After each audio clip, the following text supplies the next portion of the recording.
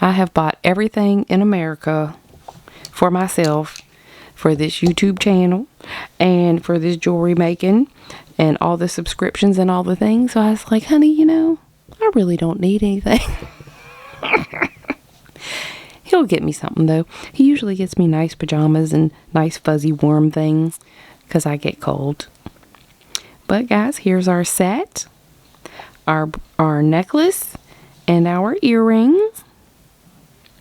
And I'll try to take some good pictures for you guys. I hope you loved the necklace, and I hope you enjoyed spending time with me making it.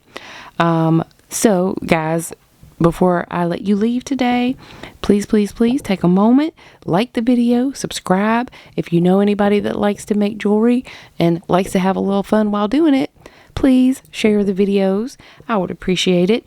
Thank you to all of my subscribers. I love you guys. And until next time, find your bliss right here on this bead mat.